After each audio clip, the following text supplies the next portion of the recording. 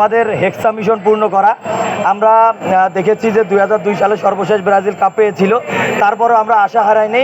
আমরা আশা করছি 2026 সালে ব্রাজিল দল হেক্সা মিশন পূর্ণ করবে। আর আমরা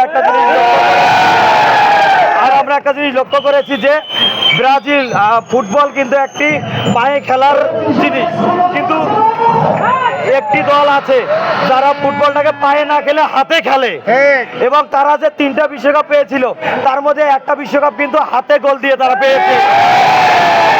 ফুটবল খেলাটার কিন্তু সৃষ্টি হয়েছিল ইংল্যান্ডে, কিন্তু ফুটবল খেলার পূর্ণতা দিয়েছে কিন্তু ব্রাজিল। নান্দনিক খেলা, ছন্দময় খেলা যদি কেউ উপভোগ করতে চায় অবশ্যই তাকে ব্রাজিলের সাপোর্ট করতে হবে।